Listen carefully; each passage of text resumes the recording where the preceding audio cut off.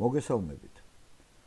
დღევანდელ ვიდეოში გთავაზობთ 2024 წლის ეროვნული გამოცდის მისაღები ტესტის, მათემატიკის ტესტის მესამხულიან ამოცანას, 0-39 ამოცანას.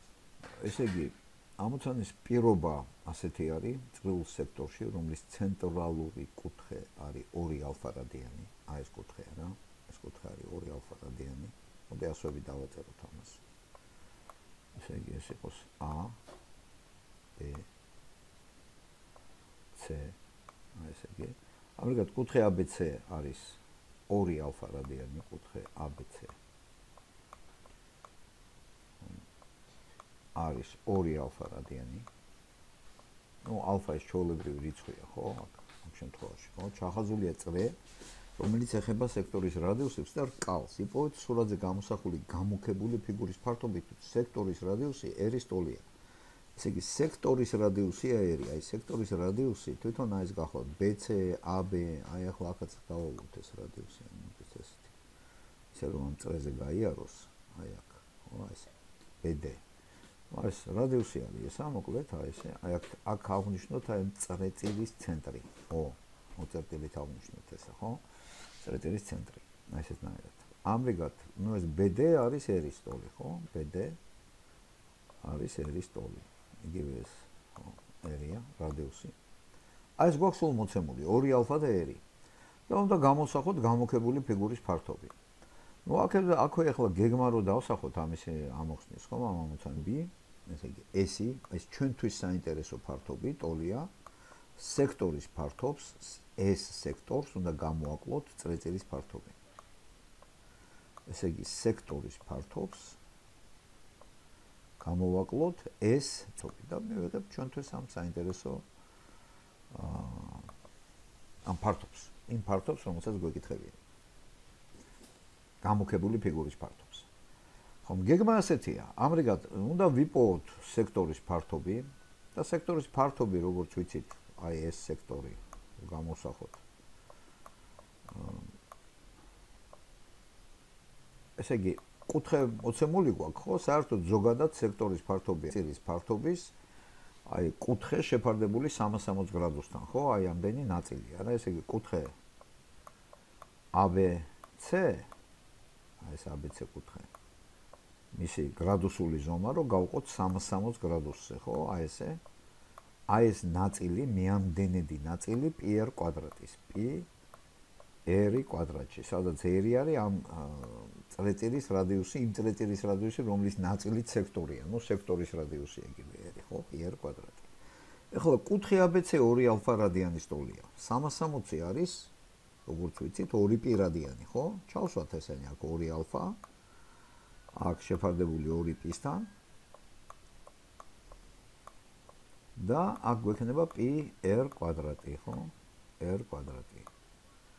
ხო, ორები აქ გაბათილდება, π აი ამ π-სთან გაბათილდება და უბრალოდ გვექნება ალფა გავამრავლოთ r კვადრატზე.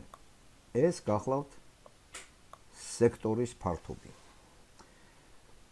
სექტორის ფართობი გამოსახული გვაქვს ალფათი და r-ით, ხო? ალფათი და r-ით. მოცემულობაში რაც გვაქვს მოცემული იმ სიმბოლოებით. კარგით, ეხლა ასევე ამ მოცემულობის სიმბოლოებით უნდა გამოსახოთ ჩვენ აი ამ წრის ფართობი, წრის ფართობი არის π გავამრავლოთ პატარა r კვადრატში. პატარა r-ით აღნიშნოთ ამისი რადიუსი. მაგრამ პატარა r მოცემული არ გვაქვს, ეს პატარა r, აი ეს გახოთ ეს პატარა r, ხო? უნდა აი ესეც პატარა r-ია აი აქედან აქამდე, ხო? ეს პატარა r უნდა გამოსახოთ აი ამ ალფათი და r-ით. ამისთვის მოდით აი აქ კიდევ ეს ხებისადმი გავლებული აი რადიუსი გავავლოთ ერთი კიდე აქ. როგორც ვიცით, ეს შეადგენს აი AB გვერდთან, შეადგენს მართკუთხედს.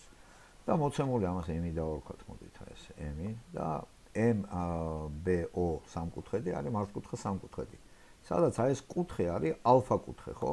ეს ალფა, ის ხო ABC ხო 2 ალფა არის და ეს ABD კუთხე იქნება მხოლოდ 1 ალფა. ეს ალფას მოპირდაპირე კათეტი არის R.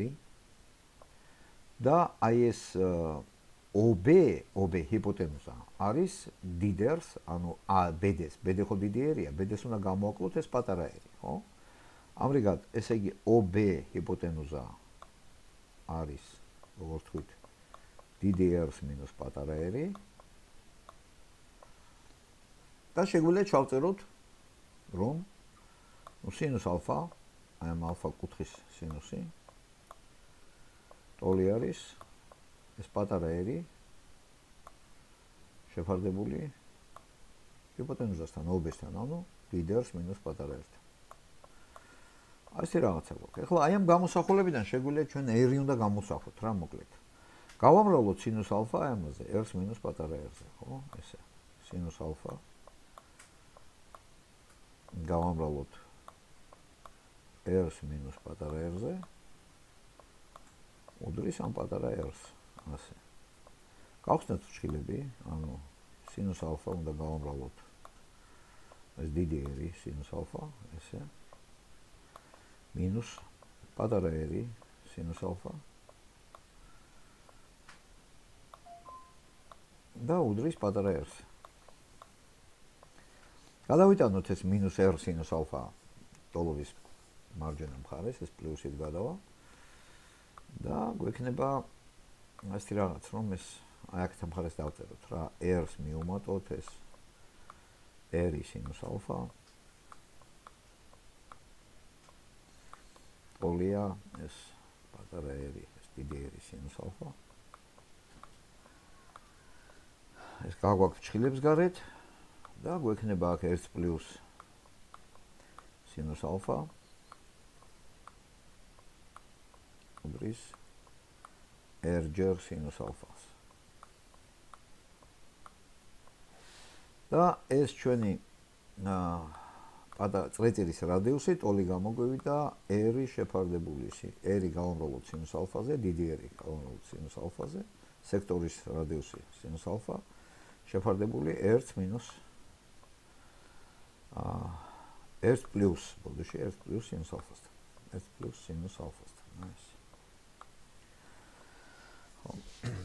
ამრიგად პატარა R გამოსახეთ ანუ წრეწირის რადიუსი გამოსახეთ R-ისა და ალფას მეშვეობით ეხლა შეგვიძლია წრის ფართობი ესე ჩავწეროთ ხო π გავამრავლოთ აი ამის კვადრატზე R სინუს ალფა